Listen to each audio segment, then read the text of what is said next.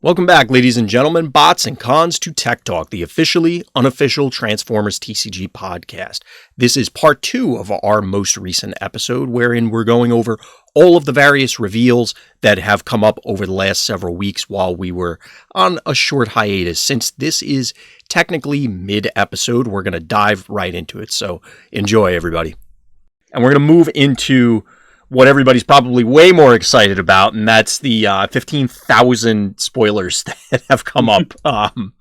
So the order we're going in is kind of all over the place. The reason for that is I wanted to group certain cards together, and certain old cards I think are relevant to talk about, given that, for example, we got new tribal cards. So probably good to include the tribe cards that they go with. But anyway. Yeah, sure. Mm-hmm. One of the first one that we're going to talk about is EMP Wave, which, because it didn't have the reminder text, and when this was spoiled, I was looking at it on my phone, so it didn't scroll all the way. And for a second, I was like, did they just print another double blue card without any stars? Like, that makes no sense. But turns out, yeah, it does actually have a star, but it still has a pretty flashy ability in that it taps down the entire board. Is this something that... What's your initial impression, Scott? Like, are you excited about this thing or not? I think it comes down to how playable are the Micromasters, and what their effect is, because that's part of it, is the Micromaster thing. Because basically, like, if you're using them just for a tap ability and not attacking with them, then if they're your last character, well, regardless, you're gonna get ahead on action phases, because you're going to get to use a tap ability, play an upgrade at least, before you play this. So you're not necessarily losing out on more attacks than your opponent is. Right. And then by using Micromasters as well, because they are taking up a small amount of your stars, chances are that, like, you know, if you're, like, for example, if you're playing some kind of, like, I don't know, big character and like 2 or 3 smaller Micromaster type characters, that they don't all have to be Micromasters, but just smaller type characters. Yeah. If you change your attack order to take advantage of this, where you're attacking with your main characters sooner rather than later, which typically doesn't happen, and then play this, like, you're going to be ahead, because typically people wait to attack with their guys that have a bigger impact on combat. Yeah, you could hypothetically steal a better attack. Right. So it's about combat efficiency more than it is, like, pure number of attacks that you're also taking up. My hesitation... go ahead, sorry. Yeah. No, go ahead. Well, I was going to say my hesitation, because initially I was really excited that it's like that. Again, it's a big splashy effect. It's probably... I was going to say it's the closest we'll get to a Wrath, but it's nothing like that, so ignore that. It's nothing like that card. Clearly, you want to have less guys that are intending to attack, or just straight up less bots than they do, so that you can get, like we said, we're stealing some of the attacks. But it feels as though if your game plan is that, and you are assuming that you're going to EMP Wave to tap down the entire board to try and reset things, and then keep your guys alive, or just downgrade their attacks, make sure that your guys get more attacks in, your big guy, that is, it's going to feel really bad when you don't see EMP Wave. So I feel like you want to play 3 of them, but now you have to play a 22-star lineup. I get the concept, but I can't tell you right now if it feels like it's too much to do it. I mean, yeah, that's going to be the issue with any star card, and if it's something you're going to... I think you just have to... Ideally, you don't have to depend on it like the way you're describing, but I don't know. I understand what you're saying. Yeah. I mean, with Optimus, obviously, all that goes out the window, because it's okay, well, I'll just go get it. So... Well, I mean, this card is insane with Optimus. Like, yeah, exactly. Insane. So that's why I expect that we're going to see it. It's just, I don't know outside of that, because that Optimus is one of those cards that it's just, okay, well, obviously it could work here because he does some really insane things. So I feel like the conversation always has to be couched with, okay, outside of that, because let's assume the obvious for the moment. And that's where I'm not sure, like, what 22-star list, hypothetically, wants this. Like I said, I think it comes down to Micromasters. Right. And I think that's an appropriate way to go with it. And it makes sense given that they're in the same set. So, you know, the intra-set synergy right there. So, yeah. I do want to... But an Optimus, this card is really, really good. Yeah. I do appreciate that Run Amok is on the artwork because he doesn't get enough prime time. Or Runabout. But anyway. There you go. So, any other thoughts on EMP Wave? No, I mean, I'm just glad that double pip cards continue to have a star cost. So yeah, I fully expect. Well, I guess I could envision scenarios where they wouldn't have a star cost until we get something that has like a negative battle flip trigger. I'm not expecting that we're going to see it without a star cost. Outside of like rotation or something like that, I would agree. Yes, yeah, that piece is a whole nother conversation and probably down the road. I would expect we're going to get whatever the negative battle flip mechanic, whether it's a new color pip or it's, you know, literal text on the card or both, before we would get into the rotation kind of conversation. I would agree. I would agree. So let's move on from there to Dampening Field, which actually was yesterday. They're all running together. Because since we have this big group. So Dampening Field is a new secret action. It triggers off the same thing where it's when one of your characters defends. And when it's revealed, your opponent can't flip more than 4 battle cards during this battle. So it kind of, as somebody, I guess, cheekily put it, it really hoses Metroplex. Sure. Yeah. I mean, it does. Height advantage feels real bad. One of the other questions, and I couldn't remember, and I didn't have time to check it before the show, is the secret action trigger a May? It isn't literally on the card. So the scenario would be if you played it and they had 2 attackers left and you were tapped out. Could you wait for whatever reason?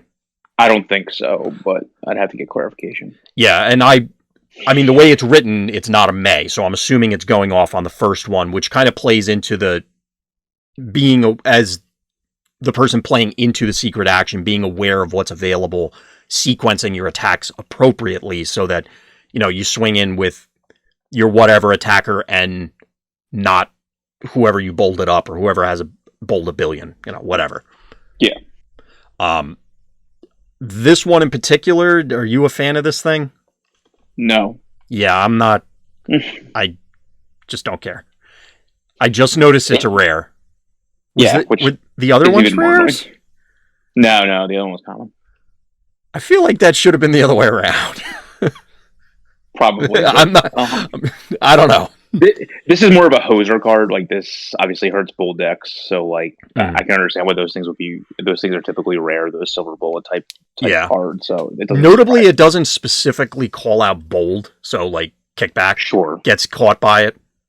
Oh yeah, I mean, like, it doesn't specifically call out having a bunch of whites in your deck either, and having like 1 extra or I don't know, whatever. So I mean, I agree, but it obviously does hose bold or other types of effects. So. Yeah, it's.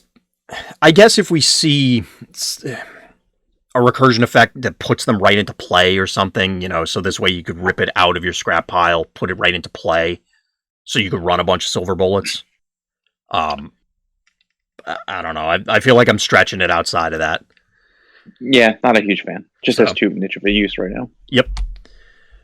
So speaking of niche uses, device virus. So Black Pip, scrap one of your upgrades, scrap up to 2 enemy upgrades of the same type as the scrapped upgrade. I had to look this one up because I forgot this one existed. Yep, got it. There's a internet saying about dumpsters and fires. I don't like this card at all. I feel like the conversation we had about what's the card now in Wave 1? Is it not Vaporize? The other one, the orange Pip one that can destroy more than 1 upgrade. Wait, you mean Vandalize? Yeah, that's a Wave 2 one. Right. Are we talking about the same conversation? I feel like the conversation we had about that card could apply here, where we were like, do you ever need to take out more than one of the same type of upgrade? Like, I feel the same exact way here. But this one, so I was thinking about this the other day because I wanted to say something positive about this card, but like it has a worse pip. I right now I'm not excited to play black pip cards, let alone when that's the only pip on the card. You're not 2-for-1ing your opponent. You're 2-for-2ing your opponent, assuming you even get to 2. You know, like if there are 2 things on the board, they have to match the same type. So like if you pop your weapon, you have to kill 2 weapons. Or if you pop your armor, it's just so restrictive that I'm struggling to find a scenario where I want this thing. So am I. I don't disagree at all. I mean, this is exactly the same conversation we had about. I just can't see a situation where but I want to put any cost into taking out more than one upgrade, which is the exact same conversation. Yeah, I mean, at least with Vandalize, I feel like there's a potential argument there. Okay, you got to 24 stars, you got to 23 stars. There's some hypothetical serious equipment like that we were talking earlier about the new Megatron, if that was a thing. Even then, I wouldn't want this. I would rather have Vandalize. But yeah, I don't know if it would have been too powerful just to say destroy an upgrade, kill 2 of their upgrades. I still don't think that would have been. Yeah, especially with having this pip, I still don't think that would have been too out of control personally. So yeah, I don't get this one, so I don't want to dwell on this one because I think we're in agreement. We talk a lot about things we don't like anyway. All right, so that's enough. Yep. Those are those spoilers. Or the first set of 3. So this one I had to break up because I felt it was appropriate to bring up all the motorcycles because we have a motorcycle tribal card now, and that's Pop a Wheelie, which is hilarious to me. I don't know why, but it just is. It's reminiscent of our drive back from one of our last tournaments, actually, now that I think about it. Oh, yes, it was. That's a story for another time. But anyway, so Pop a Wheelie is the motorcycle, or potentially one of the motorcycle tribal cards. We'll see how many we get. But it's flip each of your motorcycles from bot to motorcycle. You get an extra attack, but only a motorcycle can attack this way. As of right now, quantity-wise, there just aren't a whole lot of motorcycles, nor do I generally care about them attacking. Nor do I ever want them to attack in motorcycle mode. Yeah, other than, I guess...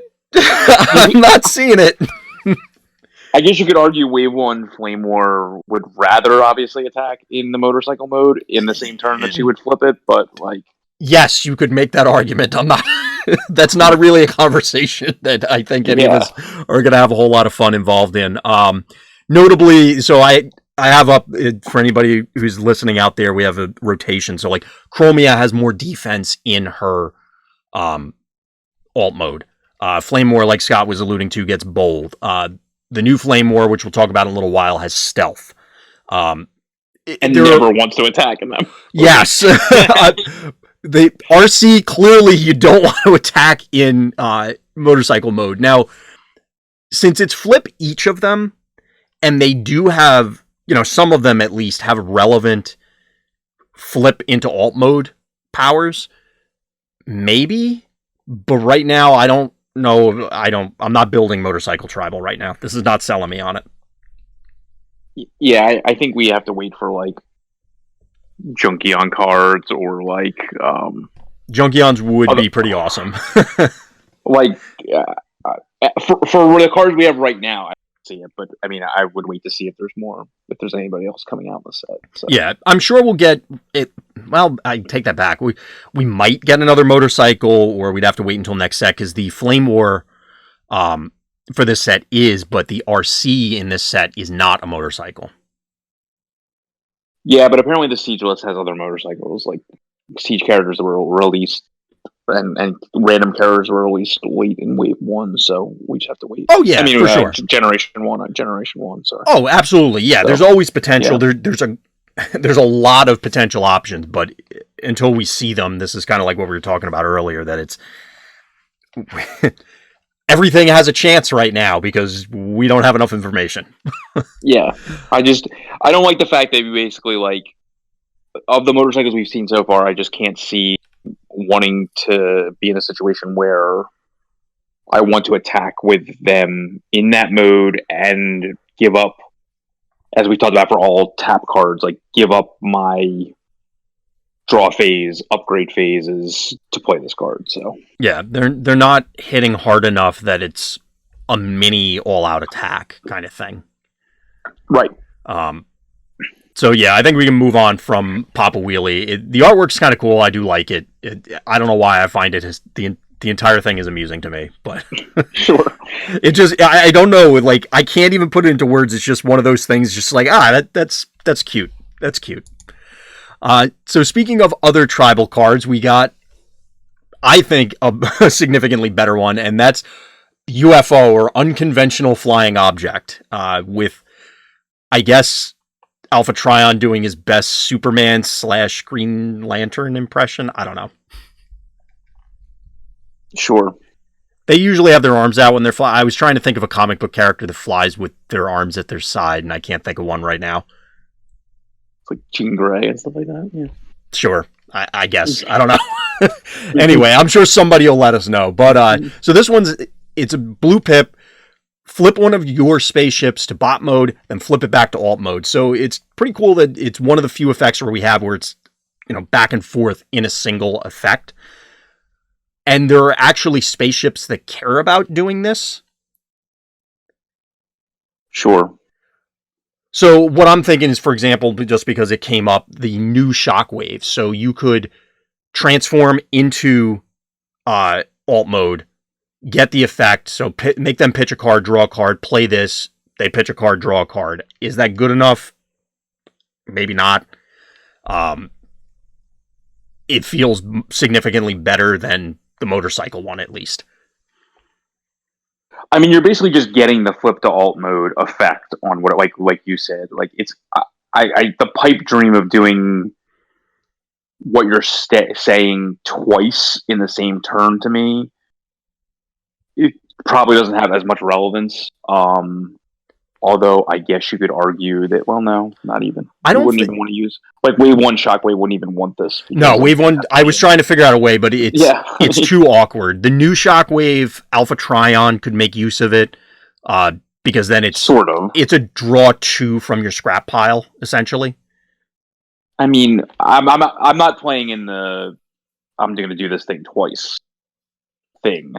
Let's just assume you're already in alt mode. Mm-hmm. You're just like playing this, and then you get to bot mode to do whatever you want, assuming that's where most of them want to attack in. Mm-hmm. I mean, I guess it's good with Cosmos, right? Like, yeah, that's what I was going to say. Cosmos is excited about it, I guess, for all you Cosmos fans out there. I think that's probably the best use of it. I mean, I think your new Shockwave example is good enough, because you wind up drawing 2 cards and they lose 2 cards if you're able to. I think that's worth setting up a turn like that, and it's blue, which he wants to be. I can't see it with Alphatron, because I can't just see wanting to return. Why would I play this card to return an orange card from my scrap to my hand? Like, that just doesn't make a lot of sense to me. I was trying to think before the show of orange upgrades, because obviously this is chewing up your action for the turn. So no, he only gets orange actions. Oh, you're right. He only does get orange actions. So in that case, it won't even matter. Because I was going to say grenade launcher, but obviously not relevant in this scenario. Yeah. So like I can't see it there. If we're not going to see it with Wave 1 Shockwave, we're going to see it with Cosmos, and I think that's probably its best use. I could see it with the new Shockwave. I can't see it with Soundwave. No, it's completely irrelevant with him. Right. So for now, niche use. But I kind of do have fears that, like, the Cosmos thing may be too good. I don't know. I never played with Cosmos, so like I can't comment. It's actually, so I haven't played with Cosmos myself, but playing a variety of Thundercracker and then assorted Sunstorm builds, and basically just things that want to draw and then play a bunch of cards in a turn. The alternative here is you just draw a bunch of cards, flip Cosmos, play this, draw a bunch of more cards, and set up for like, okay, well, I just cycled through half my deck or so with just Cosmos, aside from the actual card draw effects themselves. What, you pitch your hand and draw equal to the number you had or something like that? Yeah. So then you draw. So if you draw into this, you do it again. So say you had 7 cards, you pitch them all, draw 7, do it again. That's 14 there, plus whatever the other ancillary things are. But see, that again, the problem is he needs to attack in the bot mode to get his ability off, and that's what you want. So this would have to be 3 or 4 wide, and you set it up the turn before just to get there. But it does give you that big, okay, I need to get there next turn, let's dig really hard sort of effect.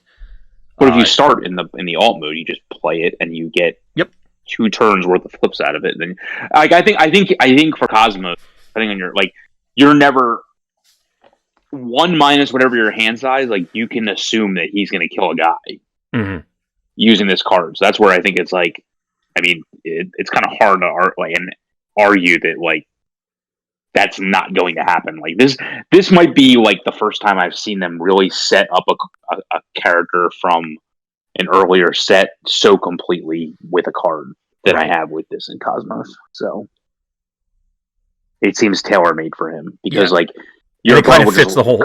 Oh, God. Yeah, your opponent could just lose a card out of nowhere because they don't expect it to be happening. Because you're like, oh, you have a 6-card hand, and oh, you have 10 cards left in your draw deck. You'll never get there, and then you just get there. So, well, it is going to be weird because Cosmos does require that it, while you're in the midst of attacking. Yeah. So yes, I get where you're going.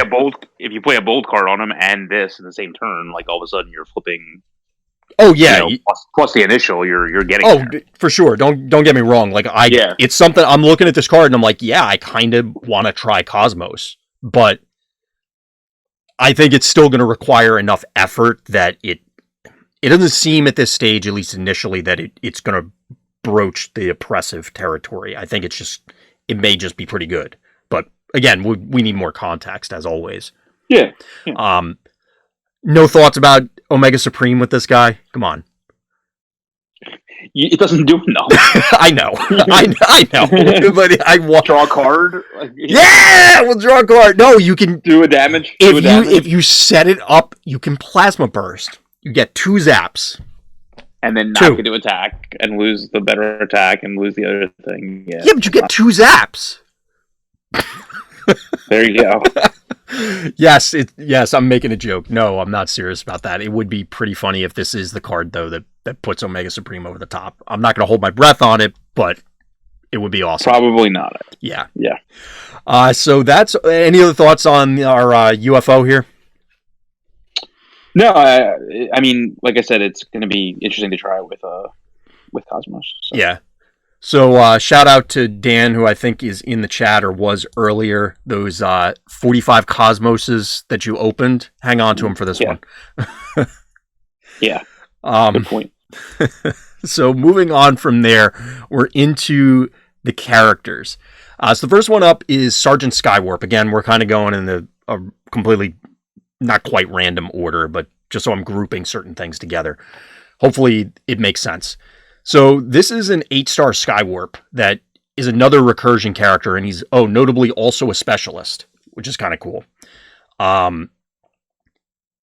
In his alt mode, when you flip to this mode, return up to 2 secret actions that have different names from your scrap pile to your hand. And in his bot mode, when you play a secret action, draw a card. Other notable thing, he has double-digit health and 2 defense, which is, I think, significant. He's a specialist. I think I said that already, but I kind of like this guy. I'll be honest, I haven't put a whole lot of thought into him, and this is also another one where, what have we seen? 2 secret actions, maybe 3? Only 2. I mean, clearly he's impossible to evaluate until we see more secret actions. Right. But he seems powerful. I mean, assuming the secret actions are good, he's going to be good. Yeah, and we've seen one good one. I guess here's the question for you that we could actually have a potential conversation about. How many secret actions need to be good for him to be good? Like, how many do you need to be running in your deck, do you feel, that are going to make him worthwhile? Or do you think we need to know actually what they do? I think you have to run like 8 to 10 to make him. It needs to be like at least 3 different ones because of I never noticed at first that it was like 2 different names, so definitely at least 3 different ones. Mm-hmm. And you need to basically be... So you're going to want to flip him to bot mode as soon as possible anyway. Absolutely, so yeah. You're going to want to play a secret action the turn you flip him, but then you want to be kinetic. Like, every secret action you play past the first is automatic value, in my opinion. Mm-hmm. So, he doesn't necessarily have to be the focal point of the deck, but any cards you draw off of him past the first should put you ahead more than like if you think of his ability as just play a card, draw a card, that's good enough. So anything past that is just going to be icing on the cake. Mm-hmm. So that's where I see that like he's very powerful in terms of that. Yeah. Obviously, it's impossible to have full contact without seeing all the secret actions. Yeah, I mean, if they're all terrible, then guess what? He's probably not going to see play. Like if I don't think they're all terrible. They're going to be all terrible, but I agree. Given that it's a focal mechanic of the set, the whole secret action introduction, I'm expecting that he should. Maybe should is too strong, but I don't think it's out of the realm of possibility that this guy's going to see play. My main concern is even with those secret actions, unless there's a burn one or some way it becomes a weapon or something. 8 stars with 4 attack feels like it's edging into the territory of, yes, you're getting a lot of value hypothetically, but I'm expecting the secret actions to be defensive in nature, and as a result, are you eating up too many stars while not pushing enough damage? Like, do you have to go out of your way so much to find weapons, to find other things that it's not worth the effort? It's possible. I mean, but I've never seen a character actually just constantly let you essentially draw extra cards, which between his flip and his ability, they both let you do that. Yeah, you're going to go find those weapons that you require. It's just... Can you... Go ahead. There's a couple other things. I'm a huge fan of the art on the bot mode. I like the art on this one. I'm not a fan of a lot of the new artwork. This is actually really cool. I'm not a fan that he's not a Tetrajet. I am a fan that it's a Seeker on the whatever you want to call it, not subtitle, line, but like yeah, Black Ops. So those are things. Yeah, those are things I'm a fan of. That's pretty cool. Mm-hmm. Yeah, it is odd that he's not a Tetrajet. I don't quite get that one. Yeah, but it is what it is. Assuming again that we get enough secret actions, like this guy seems like he will be fun to play as well. Like the actual play pattern. I think it's going to make for interesting decisions, and I think it'll actually... It's not just... As weird as it sounds, it's not just play cards. It lets you feel like you're doing something too. I don't know. I'm not describing it very well, but I think this guy will be fun to play. I think he makes up for a lot of... I mean, assuming the secret actions are good, I think he's also going to make up for what is considered to be one of the detriments, potentially, of secret actions, in that, like, they may not trigger, or they don't have an immediate effect. Like, this gives you that immediate effect. Absolutely. Because it gets you closer, essentially, to an upgrade that you can play for the turn. Oh, yeah. So, definitely. That's where I really like it. Yeah.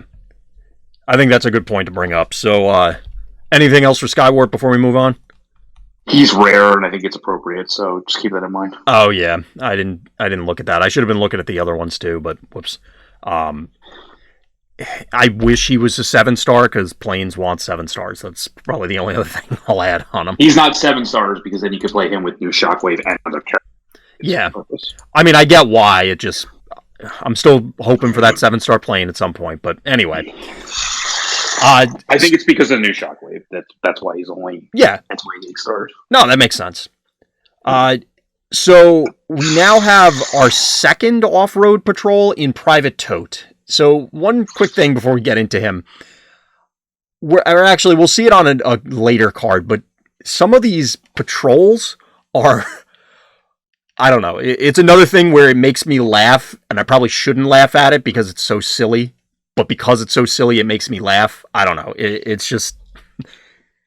They seem a little even beyond the realm of Transformers silly. But anyway, that may just be me. So Private Toad is another Micromaster. Got the usual stealth. He's 251 in alt. He's a truck. I think I had this guy as a kid. Or something that definitely looked like him. But anyway, you scrap a black card from your hand, untap one of your characters that's 6 stars or fewer. I don't know.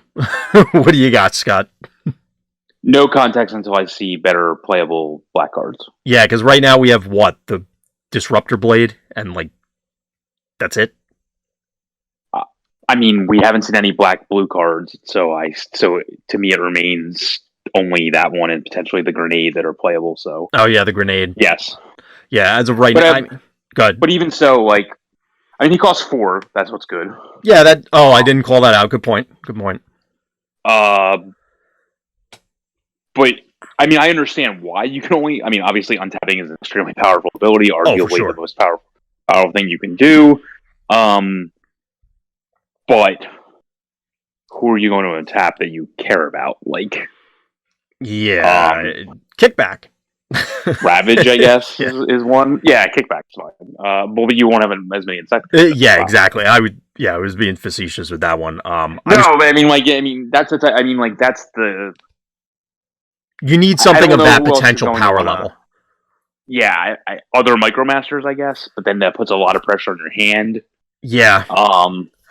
I agree with you. This needs more context, but it feels to me like this one's going to be reaching a bit. As in, like, we need to see more black pick cards that you actually want to play, as opposed to I have to play them in order to meet this criteria. And B, off the top of my head, I am also struggling to think of 6 star or less characters that I'm really excited to ramp up twice. I mean, there's all your combiner pieces. There's like, Razor Claw and things like that. Like, I don't know. Even there, like, I get where you're going with it, but like, say Razor Claw as an example, it's so you flip him, you attack, you then flip Private Toad, untap him, you have to flip Razor Claw back, flip him again, and assume that he didn't die the turn he was exposed. They're not going to have any more untapped guys at that point, so like, it's like he matters.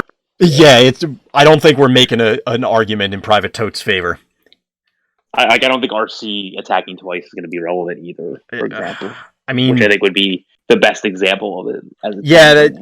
I was about to say RC feels like it would be there's one that you could want to, but yeah, it's a lot of effort. He 6 drops are such a barren wasteland at this point that, like, yeah, for sure. Well, it's going to be other Micromasters, to be honest with you. Like, it's going to be like stupid combo things. There's just no context, and like, you have to play. As of now, you have to play cards that we don't find playable. So we'll have to wait and see. And that could change, like you said. We'll wait and see. He seems very happy in the artwork. Hopefully, that isn't because he's very happy to be in my binder. Yeah, he does. He does seem very happy. He's having a lot of fun. What the hell's going on?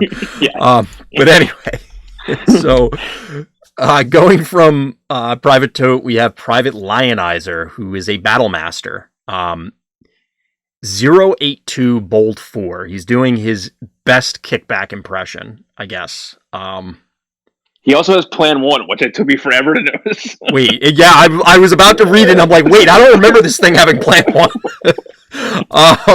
So yes, when he's a weapon, Bold 4, like, they do the thing they do in alt mode, and then he's Plan 1. He doesn't have Plan 1 in the weapon mode, though. No, he improves when he turns into a weapon, I guess. Well, no, he still has Bold 4. That's all right. Well, yeah. I don't know. It's 7 stars. Clearly you're playing in an orange deck, so this guy is a air quotes 6. Well, a 4/8/2, ignoring your 2 regular flips. I guess. He's only 10 health. Clearly, you're going to get in with him first. It's not unreasonable to expect him to die and then make your guy gigantic. Like, I guess... Is he... How much defense does he have? 2. So that's where he has 8 health, 2 defense. Oh. I thought it was 10 health. Okay, yeah. Yeah. I mean, in an orange deck, this should be grenade launcher, right? I mean, like, I don't know why this is bad. No, I'm not saying it's bad. I'm thinking Grimlock may be happy about this guy. You plan that... He costs 7, right? Yeah, so that it makes it a little awkward there, I think. But maybe it's fine. I mean, obviously he compares to the fire, whatever he's called, fire drive, whatever that guy's called. Yeah, the previous one, yeah. So, I mean, I can do the math, but he should be better than 3. Yeah. Or else you're not playing him in the right deck. So, like, I don't know. I like this guy. Yeah, this guy I actually do like, which I don't know. I have no outside the game attachment to this guy, which I guess I feel disappointed that I'm like, oh, this isn't somebody I like that's really cool or has a fun effect. I don't even know who the hell this guy is. He's in Siege, I know that. That's all I know. Yes. He's somebody's gun. I don't know who's. Whoever we want it to be. It's going to be Grimlock's gun. That's whose gun it's going to be. Can't you tell who's holding him by the art? Isn't that your thing? Yeah, it kind of looks like Sideswipe, but it's not Sideswipe. Well, Sideswipe is clearly on COG, right?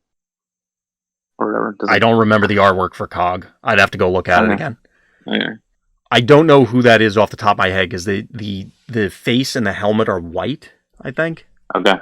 And it's obviously an Autobot, so... But anyway, yeah, I agree with you. I like this guy.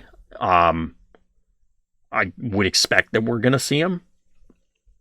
Like, he seems like he's worth trying out at the very least. Yeah, I mean, Bold has not proven to be bad, so I mean, he only continues to be like. Well, that's because we haven't seen that secret action in play yet. Right, obviously, exactly. That's why. And Acid Storm as well. So. Oh yeah, I always forget about that. There's reasons for that, but anyway. So yeah, I think Lionize is pretty cool, and I expect. No, he's good. I think the hardest thing is going to be, can you get him killed? Like when you want him to, outside of like again one shot stand and other things. So. Well, I think that if you're playing in an orange deck. And they're not aerial bots, like they're going to hit back for, we'll call it a reasonable amount. I think you can assume that you could one shell stand him effectively to then go, okay, one shell stand one of their guys, kill him off, get a gigantic weapon, get in with only the 8 health. Then again, maybe not. That's one of the ones where we'll have to sit down and see how it works out. I mean, 2 defense in orange mirrors has proven to be extremely relevant. That's my only thing. So we'll just have to wait and see if there's other quote detrimental effects that you can use to your benefit. So. Yeah. Obviously you're already going to be playing Peace, and he activates Peace, which is important. And he loves Reckless Charge. So yes, he does. Good call. So, I think there are a lot of ways, and I would expect that this guy, he fits in at a good slot too at 7. Again, it's filling out those lower star costs that don't necessarily have a whole lot of options. I mean, he seems like if you're going second, extremely hard with any one action or any one upgrade that you choose to play. Like, especially if you quote don't draw optimally and have your improvised shield in your hand, he has plan 1, so you're going to get use out of that, and then potentially do 9 damage instead of potentially 8. So you can do a lot of damage for a 7 drop on turn 2. So. Yeah. Well, you're saying if you get him killed on turn 2 somehow.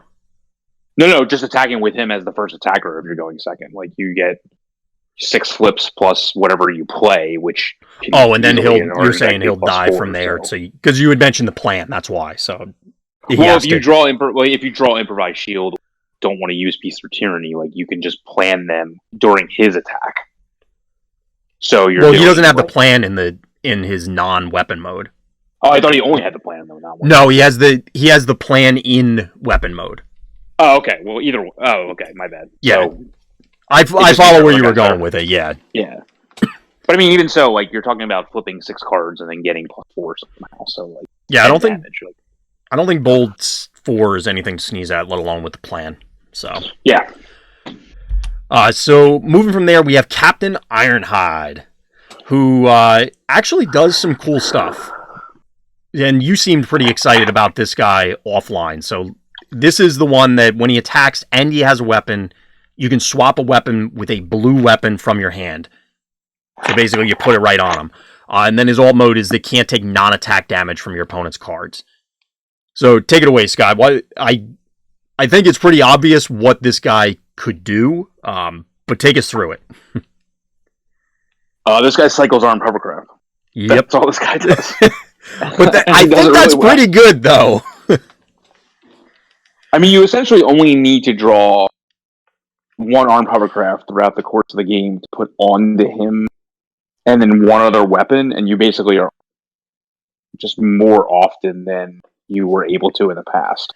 Right. I mean, like, the way it stands right now is basically, like, the first armed hovercraft, like, every other armed hovercraft you play is powerful, but, like, if you've ever played more than one in the game, like, you really see how powerful that can be. Absolutely. And then this guy basically just guarantees that you're going to play more than one armed hovercraft throughout the course of the game. Because either you put the armed hovercraft from your hand on him in substituting the other weapon, or the armed hovercraft you already put on him comes back to your hand through his ability and you play it a second time. So, right. As it stands right now, unfortunately, like, that's like because you can't use slingshot on him. Right.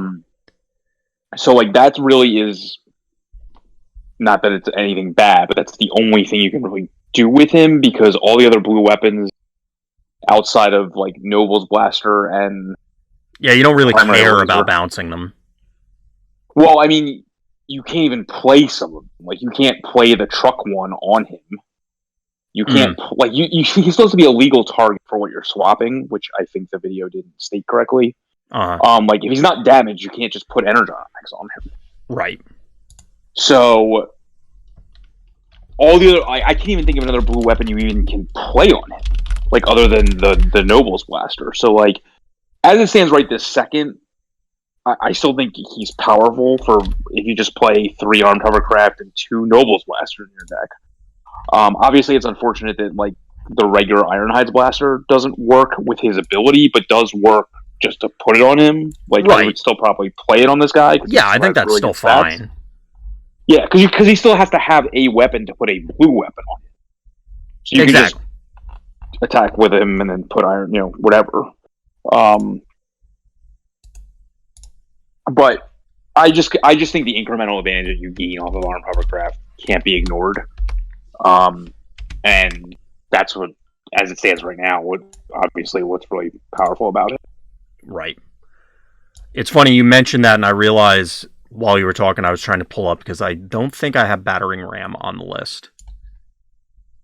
Because we did not talk about that last time. So for anybody out there wondering or didn't see it, I'll squeeze that in at some point. Just saving it real quick to make sure that I have it so that we can talk about that one as well. Did you put the random green donks on there as well? Do you have one off the top of your head? Those weird Decepticon Micromaster people? I believe so. The little ones that were like 4 stars you're talking about, right? Yeah, those are on there. They're later on. Okay. I think the only one is Battering Ram that I missed as I'm going through it, but we'll find out. Yeah, I do like Ironhide. Like you said, since he's ranged in both modes, I'm immediately jumping to, hey, marksmanship, and it plays into the recurring armed hovercraft plan anyway. 2 defense, I think, is notable. He's 9 stars, which makes it a little clunky. I haven't really thought of exactly, and again, we're lacking context, what his teammates are going to be.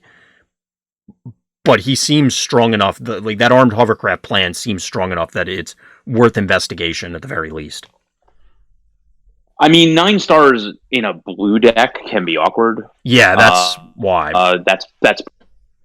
But I mean, you could just run on her as there's only 3 blue cards if you really wanted to. I don't think that's what's best with him because I think his attack is slightly underpowered for that, but like I still think it's good. Mm-hmm. He's rare as well, just to point out. So like I felt like the rare characters in Wave in Rise of the Combiners just aren't good enough, whereas I think the runs I've seen so far in Siege are good enough. So okay, that's good. Gotcha. Before I forget about it, we might as well bring up Battering Ram, and I'll throw this one arbitrarily in the middle. So sorry, everybody. The overlay is super ugly at the moment. We're going to hide Ironhide behind it. So I would have included this earlier. There wasn't a particular reason to hide this one. Like I said, I just happened to miss it. So this was our truck-only upgrade, and it's a weapon. And it does there's other battle cards if you missed them, too. Like, there's a double orange one, and there's this other weird black one as well. Okay. Repurpose or something? I could have sworn apparently I missed a bunch, but we'll tag them while we're going through it. So apologies, everybody. The whole vacation screwed me up, and I totally botched this one.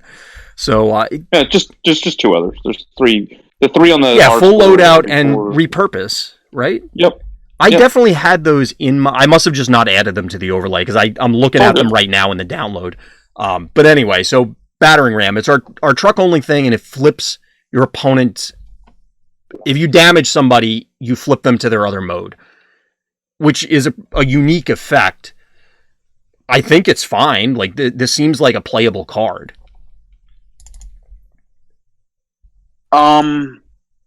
It's definitely playable. I just think that I don't know how many situations it's actually going to be relevant, to be honest with you. It's going to be tough. Because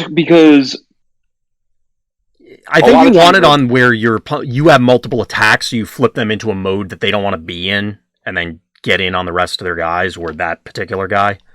But I don't know if trucks can really do that. Like, Combiners are going to hate this card, obviously. Well, yes. But, like, how many other guys...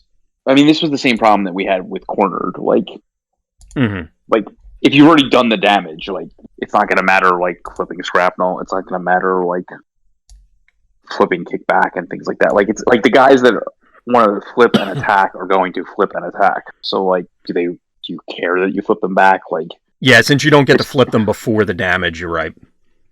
Like, you can't just kill a guy with this because they suddenly have less hit points in one mode or the other. So, like, I don't know. Like, I like it a lot on, like, the Sentinel Ironhide because he'd rather attack in truck mode. I mean, obviously, you only have to play it on a truck. You don't have to attack in truck mode.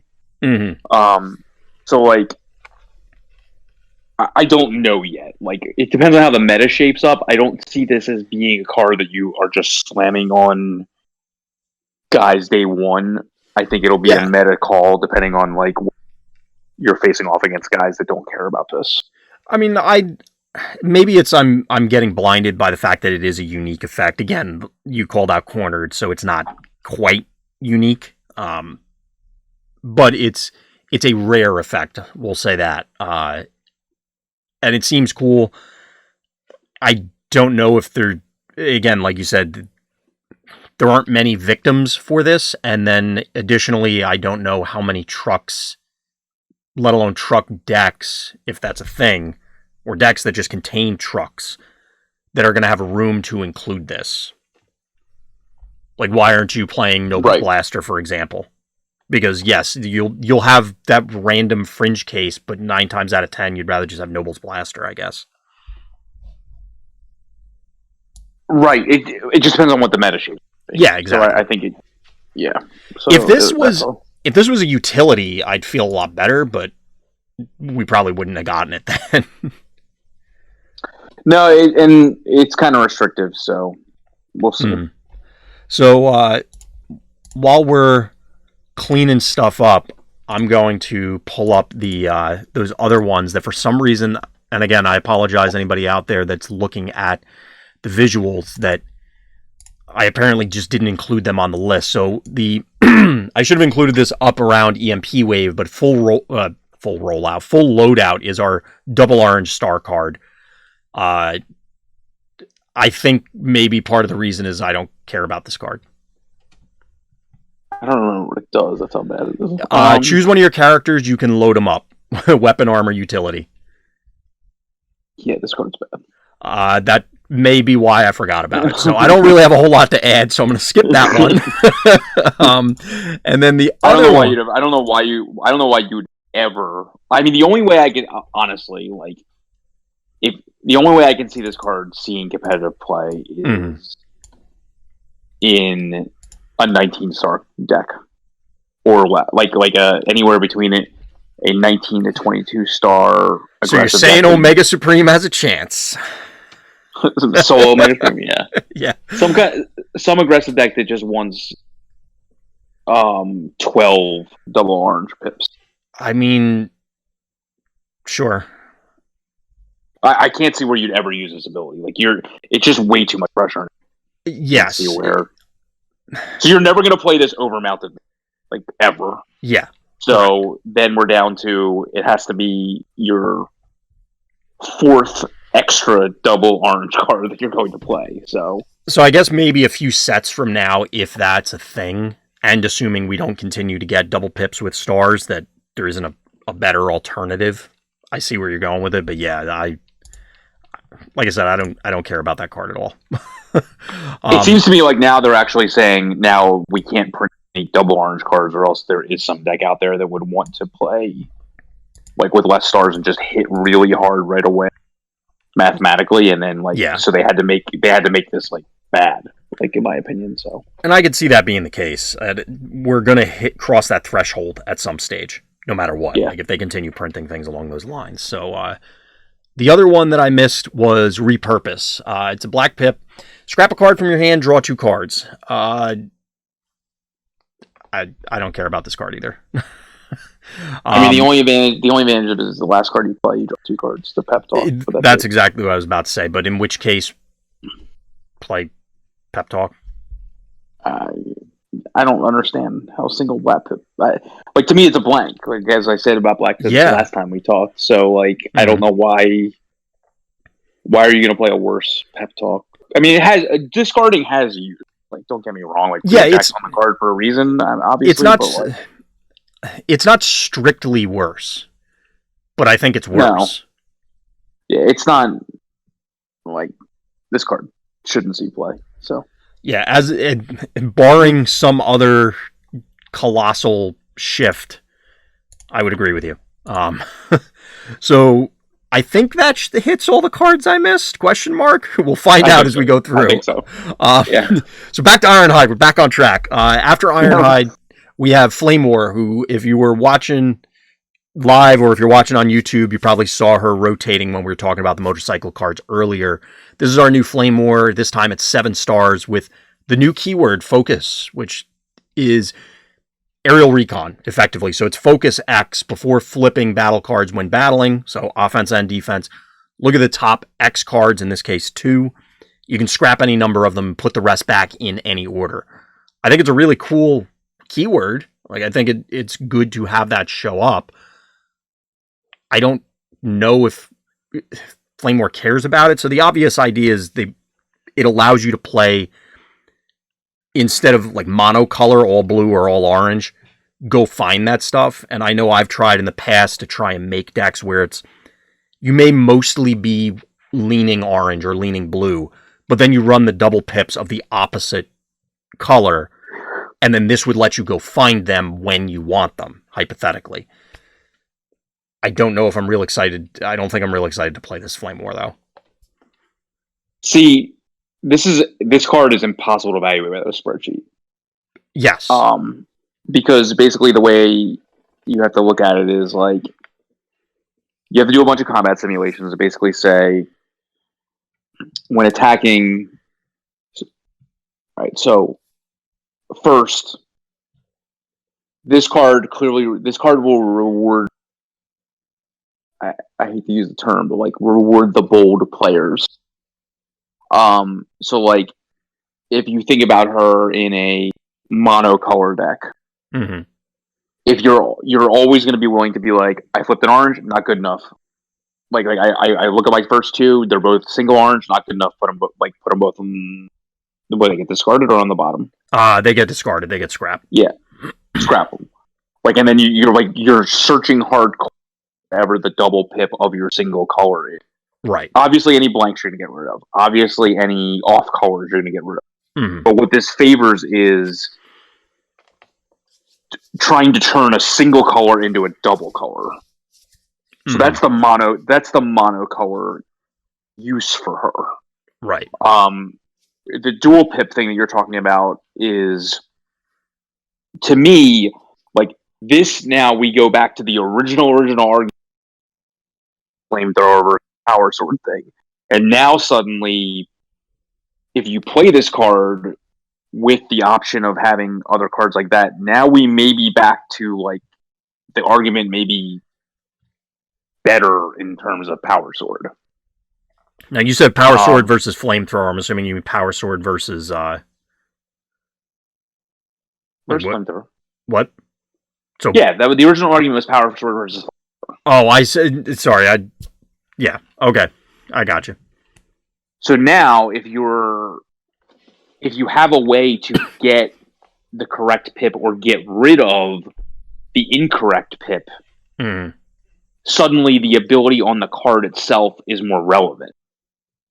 So if you look at an example like Power Sword, which you don't want to play in orange decks, if you have a way of now making it powerful on defense and making it easier to draw, or getting rid of it when you're attacking, now suddenly its downside in the orange deck is not as steep. Right. So again, I can't evaluate it without a spreadsheet. Yeah. But I think it's powerful. The ability itself, yeah. But it depends. So it depends on whether it shows up on like a utility that gives it to you, or a weapon that gives it to you. Like obviously, this ability will be more powerful. I mean, we saw in Rise of the Combiners that Stealth and Brave showed up, but they have not really made a big splash on the upgrades. Focus is obviously going to depend on what sort of upgrade and what else it does. Because apparently just giving the keyword was not enough in past scenarios. Maybe it'll be going forward, but we'll have to see. I agree with you about the spreadsheet. My initial reaction was I was not excited about this, only because, again, it's right around that level of without knowing more about the keyword, just looking at the raw stats to stars, it feels like it's not enough. But I agree with you that it's not something to eyeball. So I guess I can walk back what I was saying earlier. I think people are very focused on using the ability on both combat sides, like on defense and attack. Well, naturally, yeah. I mean, I think that's what it wants you to do. Whether that's the best use of it is going to be another story. I think it will compare favorably to mathematically, like to Bold 2 or to Tough 2. In a monocolor deck of that, assuming again or mostly monocolor deck, like with blanks and off color pips. I think that I have to build the model to figure it out, but I would, off the top of my head, I think because of the way I would build the model, it will play favorably to specifically Plan 2 to be equal to I don't think Plan 1 will be equal to Bold 1, but I think Plan 2 may be equal to Bold or Tough 2, mathematically, which I think then makes her much better. Interesting. I will take your word on it. That's not something that I could ballpark in my head. I have to. You just have to think about it like, if you play her, let's just say, we'll just use orange. Like I said, every time you see an orange, get rid of it. Every time you see anything that's not a double orange in those two cards, get rid of it. Yeah. That will, you then move to the right of the spreadsheet, instead of, because the way I have my combat simulator set up is, I go all the way out to, Bold 6 So like it draws me as many cards as like 8. So like you just have to write it to say like if it's not double, move to the right, and like I bet you'll wind up hitting more doubles. So that's what's going to be really powerful. I guess we'll have to see how that shakes out, because as you're saying that, that's making me wonder, is this the card that wants all of those double oranges? Like, or not all, but additional double oranges to just make it easier? Like, where do those 2 points cross? But we'll have to... Yeah, and she's at a good start cost that has a lot of universal use. And she can't be attacked, obviously, on wheel turn. Until you want her to, yeah. Yeah. Okay, you're selling me on Flame War. I wasn't going for her initially, but you're selling me on it. All right. Assuming my math is close to correct, like off the top of my head, without having to create, I know I have to create a model for it because I'm anticipating that there's going to be other cards with this ability. So like, I want to do it up front. So no, that makes sense. Moving from there, we have. I was making fun of this guy offline because of his name, Raider Roadhugger. He is part of the Sports Car Patrol, which was what I was alluding to earlier, where this is just, it's gone beyond a level of silly for me. Like it's hit the next tier of absurd, and I haven't quite decided whether I like it or not. Like, is it too silly, or is it so silly it comes back around to being hilarious again? I'm not sure yet. But anyway, usual Micromaster thing. He has stealth while he's untapped. This guy's scrap a blue, get to leap into battle. Yeah, this guy's good. Yeah, so he's... Why do we need thrust? Yeah, seriously. Like, this seems pretty solid, and it lines up for, your blue decks, like we were talking earlier. You want a weapon or you want some kind of combat buff because your guys may inherently have a naturally lower attack value. Here you go. Throw some of the spare cards that you don't need at it. I mean, this guy is essentially Inferno Breath on a stick, right? I mean, I know it's not as flexible. Yeah, I get where you're going with it. Yeah, it makes sense. I mean, that's insane. So, like, this guy's good. Yeah, I like this guy, despite the absurdity of all the other parts of it. Right. Something I just thought of, which I can't remember right now, and I'm just struggling gray matter wise. It says scrap a blue pip card from your hand. The double pips still qualify, right? It's not specifying it has to be a single blue pip card, correct? As long as the card has that color pip, you can do it. That's what I thought, but I had that moment for a second where it's like, wait a minute, is that really what they said? And I didn't want to pull it up since I botched the other parts. Like a blaster, or like a double pip, or like a black card that also has it. Yeah, they all count. Right. Yeah, it was one of those moments where since I botched the other parts of the show, I'm like, wait a minute, am I totally screwing this one up? Okay.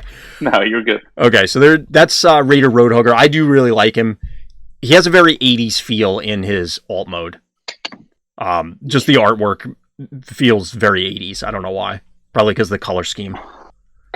I mean, I'm not sure how 4 million years ago there was a sports car patrol, but hey. Well, they're an advanced alien race. They already went through this phase millions of years ago, apparently.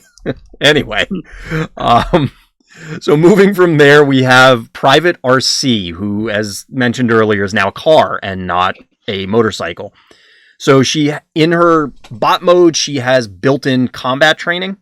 While she has a weapon, she has Bold 1, Tough 1. So sort of combat training. But she has Focus 1 in alt mode. So literally aerial recon. You look at one and you can scrap it. But she's 8 stars. I thought she was different. Hold on. Which one? I thought she... Oh, go ahead. Oh. I thought she got the focus when she had the weapon. Oh. Okay. She also appears in her bot mode artwork to be fighting the Unicron antibodies. Oh. Like that claw thing, that's what it reminds me of. Yeah, that's funny. Yeah, that's true. I guess this kind of the same discussion we had before, or you turned off by her only focus 1? So that mode is bad. Mm-hmm. So you never want to be attacking in that mode. Yeah. So she's only defending in that mode. So I guess that's okay. So she wants to be attacking in the melee mode, or in the alt mode, and then she becomes a 5 bold 3 if you have a 5 weapon. bold, well, or 5 bold 1. Yeah. Sorry, I was Like, thinking it's like a 5 flamethrower in bold my 1. head for some reason. So Yeah, so she's a 5 bold 1 with a weapon attached. So she's like a cheaper wheeljack to some extent. No, a more expensive prow is what I was thinking. Well, that also, but with more health though. But doesn't have that. No, they have the same defense. Sorry, I was thinking Ironhide. And has tough 1. So like both her focus 1 and her tough 1 make her want to be in some kind of dual pip deck, or at least have like things like Matrix and things like that. Yep. And so I don't. She's fine. She's. I don't. Like, I guess you could play Slingshot with her. So I guess she's fine, but I don't think she'll see a lot of play because she's not over the top powerful. Mm-hmm. I think she's just fine. Like, it's one of those characters that you could be doing more by rearranging the team rather than going out of your way to try and take advantage of her abilities. I just think it's weird that like you only get 2 more health for 1 more star for the prow, and you have to flip. So like maybe just prow's too good. I don't know. Like it's weird. Like maybe Ironhide and prow are just above the curve if she's going to be part of the curve, but she's only. Just that I was going to bring that up. So. It could just be not a filler character, but I mean she is a common, so maybe that's. I mean she's getting limited, like, and yeah, for sure. She's like, I guess she's like fringe. I guess. I think she might see some play, but I don't. There's enough text on her character that I could see it happening. But at the same time, it's like such a weird hodgepodge, like you said. I don't know. If we get a few more multi-pip cards, sort of thing, maybe. I mean, she's like a decent medium-sized attacker for. I think I would rather just play a Battle Master over her, which I think is where the contention is going to be once the set comes out. Mm-hmm. I just think she's probably under the power curve where she needs to be to see competitive play. Yeah, she maybe needed an extra defense, or like you said, an extra health, or extra something somewhere. That would help out. So she may end up riding the pine just because it's not quite all the way. So here are the guys you were alluding to earlier, because I think you wanted to bring up the Starscream thing, because that may be all there is to say about them. I don't know. We'll find out. So it's Raider Stormcloud, who's a 4-star Micromaster, but it's scrap 3 green cards from your hand. One of your characters gets bold 3 until end of turn. If the 3 cards have the same name, they get bold 6. Okay. Do you have something other than Starscream for this guy? I mean, all I can say is that because you're going to be playing a 4-wide team, because he only costs 4 stars, technically, you should have enough combat phases where you actually could get 3 of the same named green card. I just don't think it's really difficult to do. And there won't be anybody left for him actually to activate on. It's like, okay, I got it. Yeah, about that. I don't. I can't, like, I just can't imagine a scenario where that is going to happen outside of Christmas Land scenarios. Unless we get a card that's like regrow all the cards with the same name from your scrapyard. And even then, I don't know. So he's a 4-star plane for Starscream Air Commander. Yep, and moving right into the next guy, who's basically fitting the same mold. He is a Decepticon leader. Oh, go ahead. Sorry.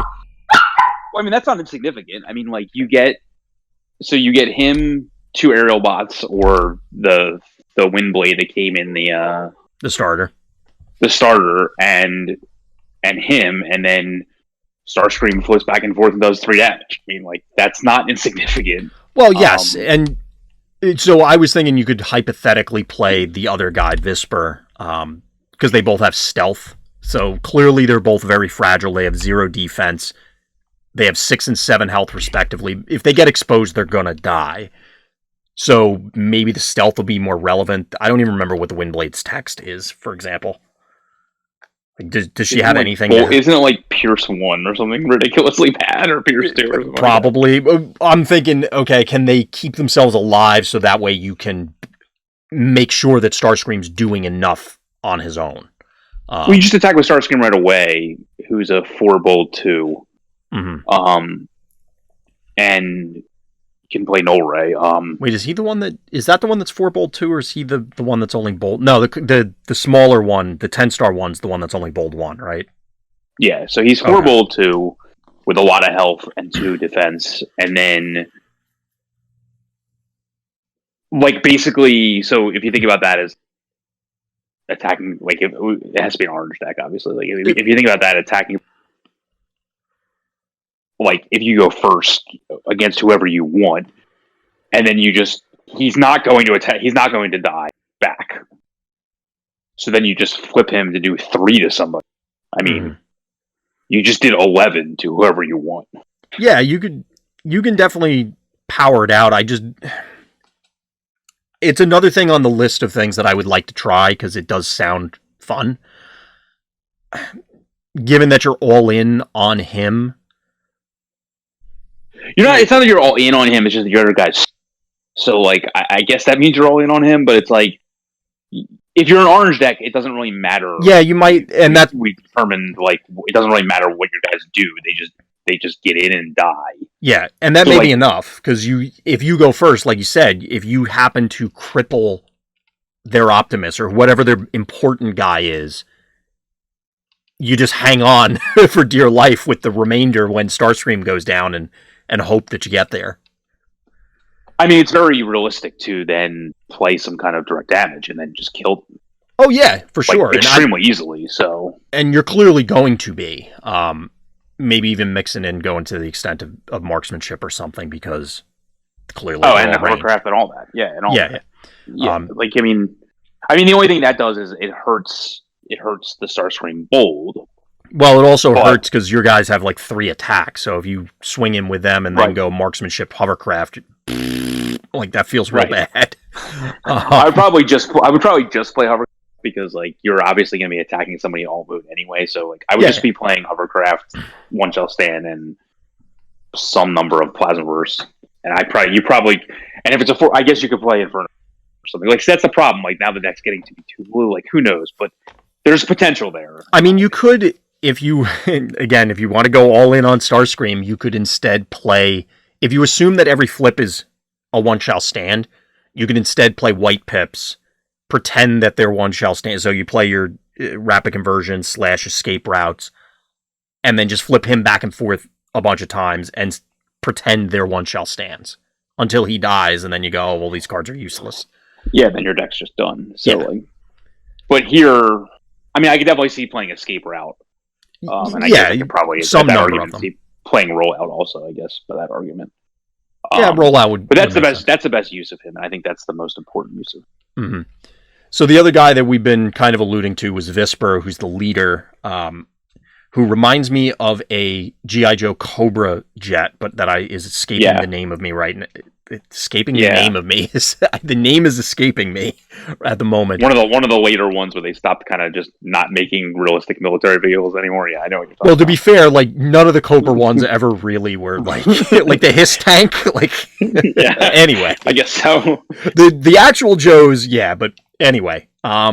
So this guy is the one that is Sonic Scream or Burst, whatever the other bad green one is. Yeah. Whatever. They discard some cards, you draw some cards, it'll never happen. Like you can't you just can't play enough green cards to make, in my opinion, like again, I'm gonna assume there's no more green cards in the set. There may be. Mm-hmm. Even if there are, like, come on, how many are you getting for this? You're not gonna get 3 of the same. But like, yeah. But you could get right now. I don't even have enough green cards in my deck to make these guys even first part of their ability happen most often. Yeah. Because even though I love playing with a lot of green cards, you don't need that many of them. No.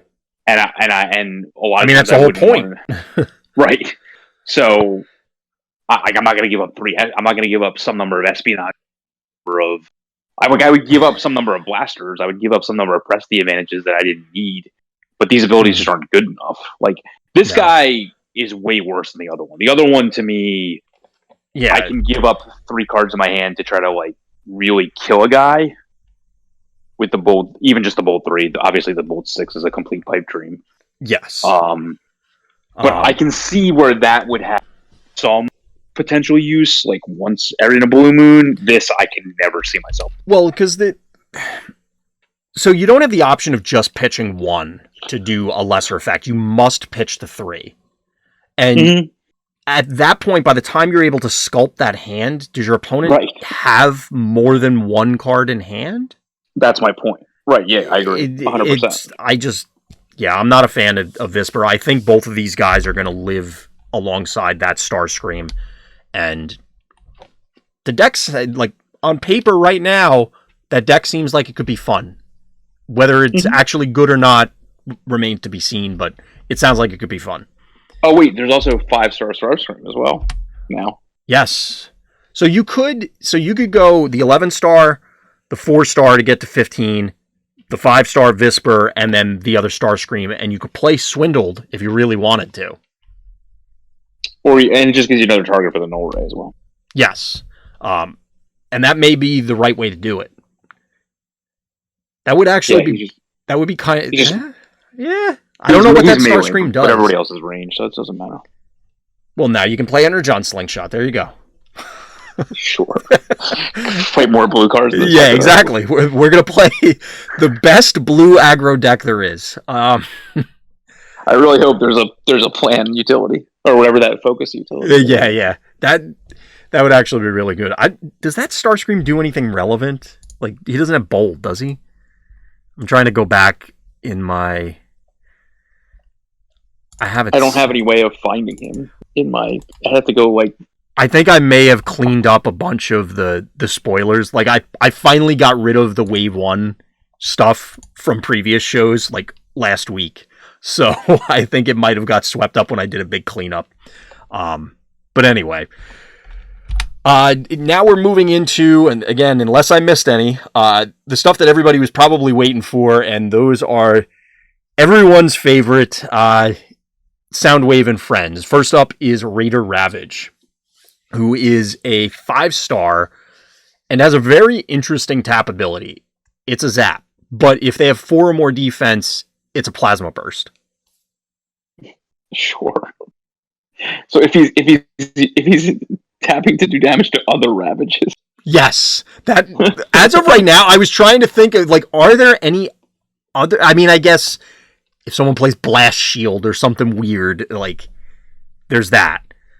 Does Magnus only gets up to 3 when he has Magnus armor, right? Yes. So that one's not there. I don't know. We'll assume that there's got to be at least... there will be other Ravages. I'm sure there will be a lot of other Ravages. And then there might be, one other character, I guess. But most of the time, you're looking at a zap. I think we can go out on a limb and assume that. It has to be basically that they put a bashing shield type thing on a already having 3 toughness type guy. Yes, those are the scenarios that I think we're looking at for it to get there, and they'd have to walk into it too, so I'm not sure why that would happen. Yeah. I mean, I like this guy. He does direct damage, so like, there's nothing not to like about him, in my opinion. Well, do you see... So, If you wanted The him answer is outside, no, I don't see these guys seeing play outside Soundwave. Okay, because I was going to say, like, do you want this guy over Silverbolt if that was what you were going for? The problem with these guys is that they require you to flip to use their abilities. So, it's more than just losing everything because of its tap ability. It's you're also losing the flip for the turn as well. Yeah. Although I mean, I would never want to attack in the cassette mode, but like I have no problem obviously defending in cassette mode. Yeah. But I just don't see where that's going to be good enough. But I do think it's good with Soundwave. Yeah. So I guess we can kind of segue right into Laserbeak then, and then finish up with the big blue man himself. Laserbeak, you draw and discard a card when you flip to alt mode, and he has Pierce 2 in, I guess we'll call it bot mode. It is officially his bot mode, but his tap ability is you can play a secret action. It's too much pressure in your hand again. Yep. I mean, I could see scenarios, again, with if we get a bunch of secret actions that draw you cards. Okay. What are his stats? In alt, he's 092, and in bot mode, he's 291. And he's ranged. Ravage was melee, but, you know.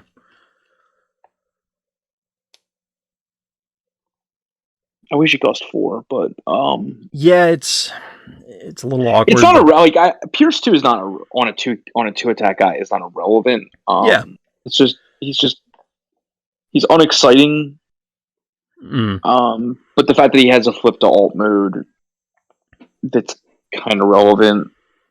Not awful. I don't know how often again, it's going to be another. We got to see more cards, but I guess in the Soundwave deck, you're not flipping.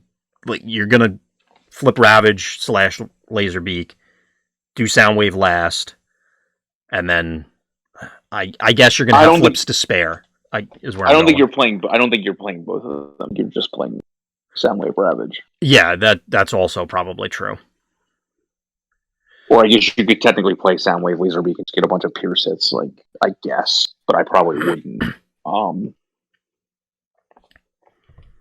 Yeah, I don't think this is good enough. It's not terrible. I just don't think it's good enough. Outside of a dedicated Soundwave deck, I don't think it's good enough. Yeah, and with that, we might as well move on to Soundwave so we can not beat around the bush and talk about where it's actually going. I was trying to think about this earlier. So his alt mode gives your spy patrols, which obviously Laserbeak and Ravage are, +1 defense. And when he attacks, you untap each of your spy patrols. So I was trying to figure out, is it possible to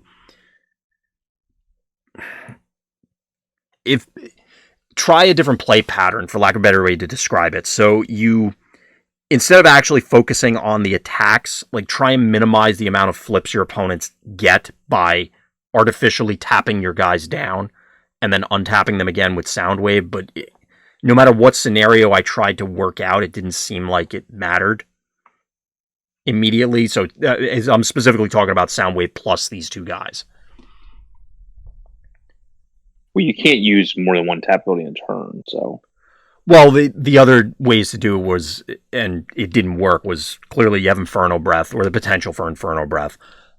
Sure. Intelligence Mission doesn't work with them because only Soundwave is the specialist, and you need him to be there. If we got a third one that wasn't as restrictive, or, it required a ranged / melee guy, maybe, but even then, like I said, I don't know if that's really what you want to be doing. Like, are you just doing nothing or nothing of value? I mean, no, you don't want to be doing that. So right, and that's it was more rhetorical. Not, I didn't mean for you to have to actually answer that question, but the conversations I've had, that the deck revolves around him. He's the only quote relevant target. Right. So giving the other guys +1 defense doesn't do a whole lot, again, because they want to be in the other mode. Yeah, to do their I think thing. but I think what he allows is, like, he allows Ravage to basically, like, play interference for him. Mm-hmm. So if you, this is clearly not ideal, but like if you attack with Ravage in tape mode, then like you have this 0.074 or something like that, like some guy that's kind of hard to kill right away. I mean, soaking in a blue 6, deck, in a blue deck, like that's a lot, right? But obviously he can't use his tap ability then, and you obviously want to use the tap ability twice or as many times as you can. I think that's where the Infernal Breath potential would be a thing. Yeah, that's fair. I don't know if that's enough. Like, that's, as I said, that's only one effect, so it's, I don't know.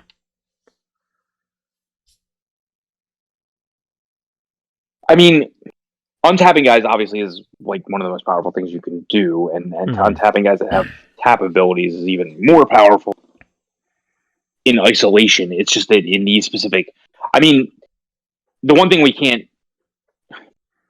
like, I don't think you can not play him with one of the cassettes or Spy Patrol, whatever you want to call them. It's funny. It's funny. They obviously were really trying not to say cassette, but they're a cassette in the picture. Like, I mean, yeah. I guess technically they're not, but they're cassettes. Like, let's just face it. So you're saying you play them with only one, or am I misunderstanding what you're saying? I would play him with only one to begin with. Like, let's start there. Mm-hmm. So that gives you, you're at 16, so that gives you 9 more stars to play around with. Because the conversation I basically had was, his stats are insane as an 11 drop. Like, he's massive. Yeah. So, because what is he, like 6'15" or something like that in alt mode, right? Or he's 4'15" in alt and 6'15" in bot mode. So even just as a vanilla character, he's well above the curve, right? Mm-hmm. Is 15.2? That's like well above the 11 cost curve. Yeah, right. If you compare him to Soundwave, compare him to Shockwave, for example, who's 6'11" in his higher statted mode at 11.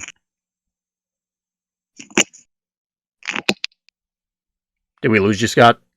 No, I'm here. I just had to switch my earbuds. What did you say? You were comparing to Shockwave, right? Yeah, so he's Shockwave 6'11" in his higher statted mode, and then 4'11". So he's trading 1 defense for 4 additional health. Assuming you're using neither of these guys for abilities. Yes. Yeah, well, because you were talking about looking at it from the perspective of just raw stats, so. Right. So now we have to look at it, like, to me, I don't want to say it's impossible to evaluate because I can't imagine there's any other coming out for this. You don't think Rumble and Frenzy are in the set? They're probably saved for whatever the... We know they're not, because if you count up the number of micro... There's 2 for each color, not counting blanks. These 2 guys are the same size as them. Okay. They count in the Micromaster slot. In that slot. Gotcha. When I asked on the main Facebook page what size they were. So I think they take up what I would have thought would have been pitching blanks Micromasters. So you don't think we're going to see, like, similar to what we had with Combiners, that, yes, we had even numbers of teams, but they weren't even teams. So, we had Dreadwing versus Sentinels. You don't think we'd have something like that? I don't think we'll only get, like, whatever that one dude is the only pitch blue card, and the other, because we've seen 2 pitch black cards, we've seen 1 pitch orange guy, we've seen 2 pitch green guys, so like I imagine there's 2 of each of them. Yeah, that makes sense. And then these 2 guys. Gotcha. So that's where my theory comes from. Yeah, that logically follows. And they're not going to be battle masters. Mm-hmm. So, yeah, I could see them also from a product standpoint, which is really outside gameplay, or that sort of. Well, I guess the set quantities kind of are outside that realm too. That and we don't know, but assuming it's the third set starter follow-up thing, just like we had Metroplex for Wave 1 and Devastator for Wave 2, if the third one was a Soundwave one, it would kind of make sense to package him with those two guys, if that's what they were going for.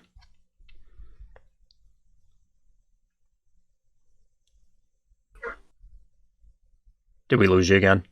No, I'm here. All right. So we spent a lot talking about how...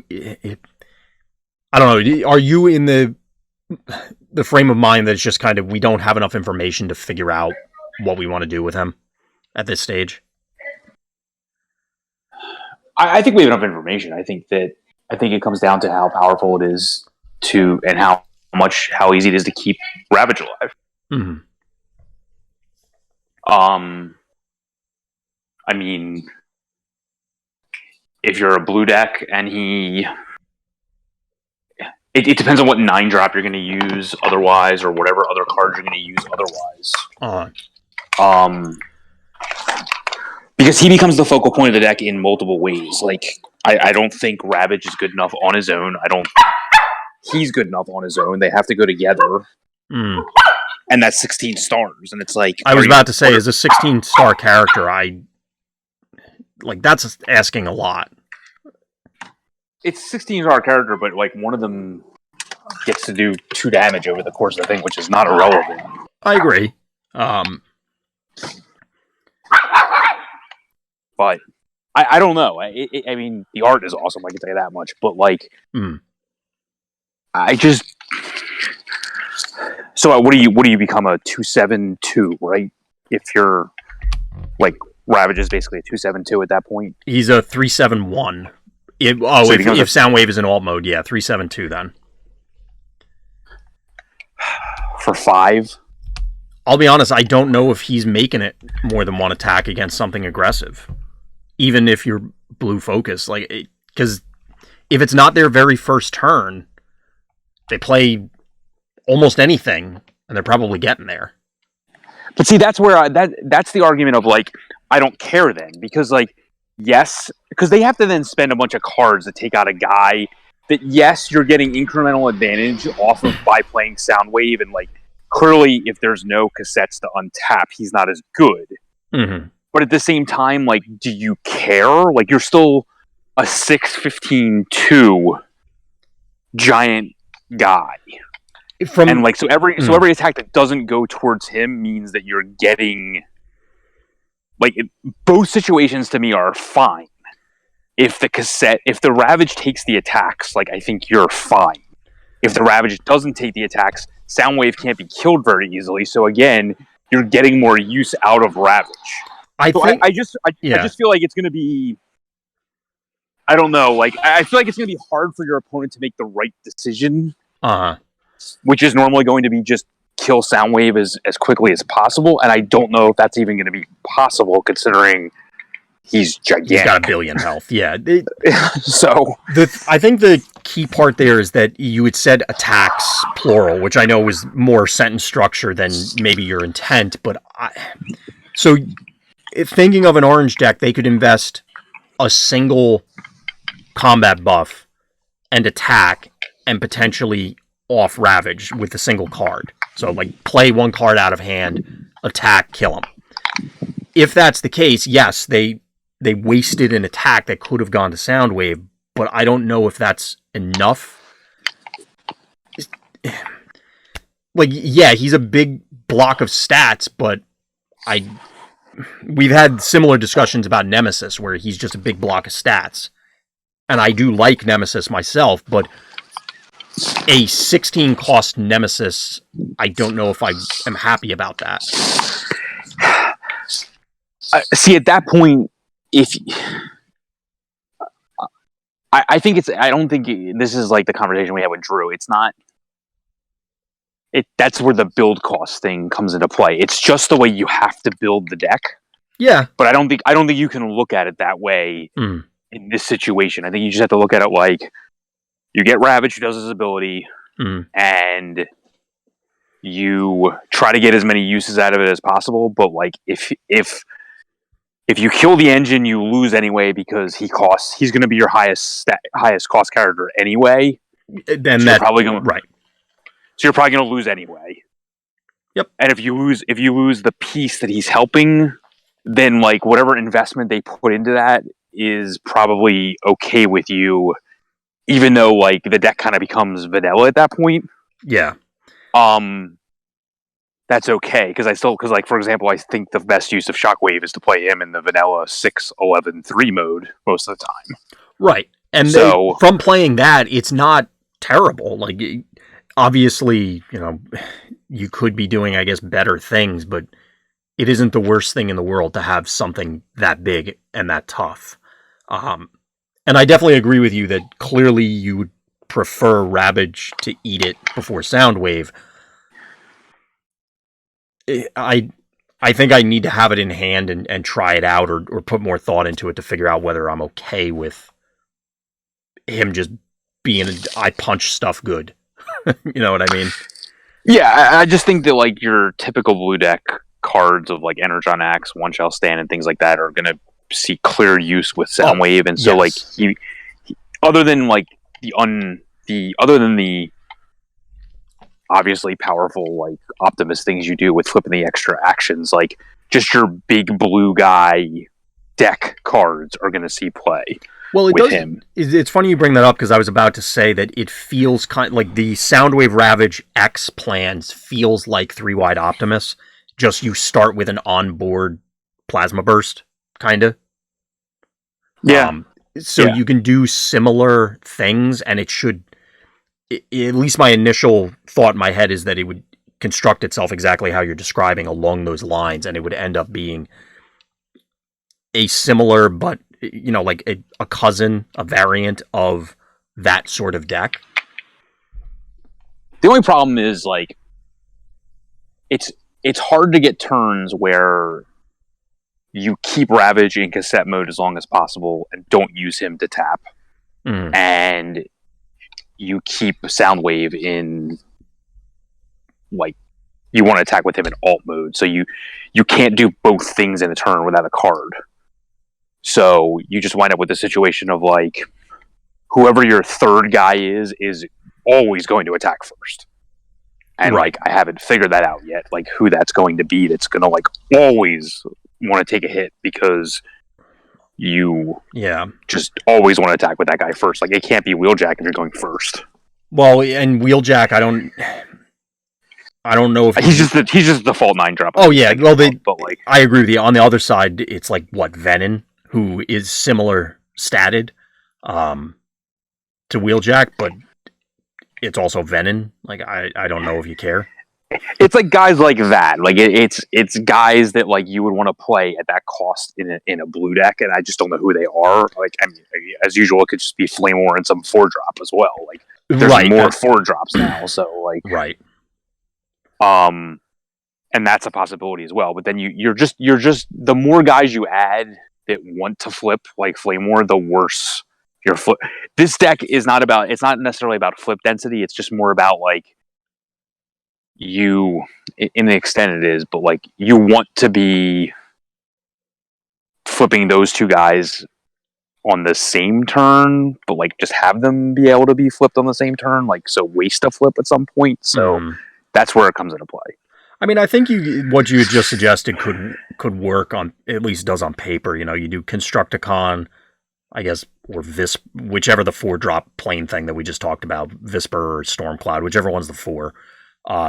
Ravage, Soundwave, open up with Flame War flip, Ravage flip, Soundwave flip, attack with Soundwave, do things. Because you're 4 wide at that point, I guess you have enough time to accomplish all that. Maybe. Yeah, I just don't like the fact that like you're so locked into like. I mean, it's because it's not that big a deal. You're locked into like a guaranteed combat order. But I don't think I guess it's not that big of a deal. I don't know. I'd have to think about it. Yeah, it's definitely some. I mean, I'm gonna be playing Soundwave regardless. I've mentioned it many times. I'm gonna be playing them. Although I'll be honest, that Soundwave, the Starscream thing sounds like legitimately sounds fun to me. I kind of want to do that because that's not unlike when I was trying to make Dark Mount work for months, and clearly it never worked. There's a 9-drop you can play. No. Well, yes, you could play a 9-drop. You could play that 9-drop. You may not be happy about it. You may have a bad time very, very quickly. So that. Any other thoughts on Soundwave before I pull up? Because there's actually Orangitis had a few things that as we were going through. We'll do the recap. No, I mean it just requires testing. So yeah, I can't. I just think it's a complicated thing to play and a complicated way to think about how it's going to play out. But I think that there are ways to make it work to your advantage. I just don't think it involves both cassettes. Yeah, I mean, for me at least, it was I'll just play Soundwave and his guys, and then 4 star cards. That'll work, right? And you don't. Yeah. You don't have enough flips is the problem. You both the cassettes want to be in bot mode, and so does Soundwave at that point. Yeah, and that's not ideal. Right. That's why I had started out with that whole, I'll tap them some other way thing, but then free them back up by untapping them with sound. But I don't. Yeah, it's just too much stuff. Yeah. So like I said, Orangitis had a few things in the chat early, and this is all the way going back to the beginning. So early on, Razor Claw plus Thrust, ? I've tried Thrust in a few different things. I'm not a huge fan of Thrust. Plus, that's, 14 stars there? And you'd be going down to probably 2 attacks, because I can't imagine you're playing 2 more other guys. It feels like it might be a little... I think Razor Claw really has if he has an outside combiner home, is just random 5-drop orange guy that you go, oops, I'll just go kill someone in the back line. Would you agree with that, Scott? Yeah, I'm not a fan of Thrust. He also says Device Virus is anti-Predacon, anti-Megatron. Yeah, although, like we talked about, I can't imagine we're going to see it. Yeah, sure. Toad is Ironhide Jr. You are absolutely correct. That maybe I had a miniature, like, McDonald's toy Ironhide or something I'm thinking of when I was a kid. Lionizer was an Action Master partner in G1. He came with a character named Rad. That sounds deliciously 80s. Like, that is an 80s name right there. He's also saying Sideswipe is the character wielding Lionizer in weapon mode. Which, like I said, it looks like him, but he didn't have his shoulder cannon missile thing. And typically, I always think of Sideswipe with having a black helmet. That's why I wasn't sure about that one. Going to, I guess this was during when we were talking about Visper and Stormcloud, the green Micromasters, saying, keep in mind the nature of green battle icons. It's easier to get greens more than any other because you can trade green flips for useless cards. Yes, but Scott, you had mentioned this a few times and you can elaborate on it, but I feel like these guys it's asking for a lot. So in order for you to collect all of those, you're not playing any cards, like just not playing any cards on your turn in the event, as well as not playing those greens. So, like, if you get back Espionage, great, you have a green, but don't you want to play Espionage? Yeah, I don't. It's not realistic to get the secondary ability. It's not realistic. Yeah, I mean, maybe you can collect them for the first half, but like we talked about Visper, I don't think it's worth it. Stormcloud, maybe, because Bolt can do bold things. And then the last thing was, do you think the race car patrol will get their own deck and will be a full team of 4? I don't know, but I kind of want it to now that I've read that sentence. Like, now that I've said that sentence out loud, I kind of want that to happen.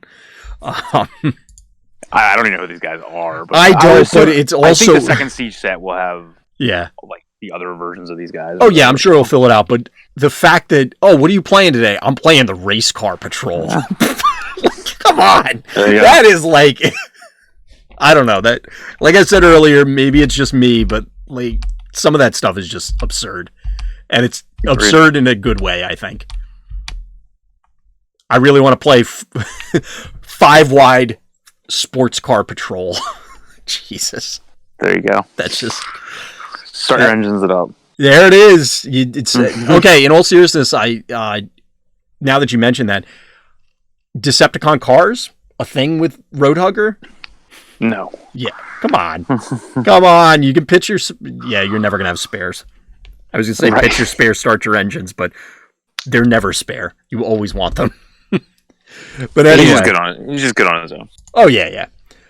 Any other thoughts on any of the other stuff, or let me pitch it to you for closing thoughts, things that are coming up, that sort of stuff. We have a couple announcements in the next couple weeks that we're just trying to iron out the details on. So keep an eye out for information there. We will try to get back to more regular article content because it's been a lot of YouTube focus recently, just because I was away and because, pretty much because I was away. So we'll be able to get back to that over the next few weeks and then go from there. So just take a look out for that stuff. Cool. Well, like I said, shout out to Orangitis. We appreciate you participating. Anybody out there listening, if you could make it to any of the live recordings or you want to hear us talk about stuff, I've been trying to group all the comments towards the end of the show because I think it's also a good way to recap everything. So if you drop something in chat while we're live recording, I'm not ignoring you. I'm trying something different, basically. If people want us to do it another way, by all means, let us know. Any kind of feedback, any kind of questions. I know, Scott, you had put out the call for if people had questions they want us to discuss on the show, by all means, hit us up. So that kind of does it. We're going to get back into the regular swing of things like Scott was describing. There is a case event coming up soon, I believe. The 19th, I want to say. Is that the Saturday?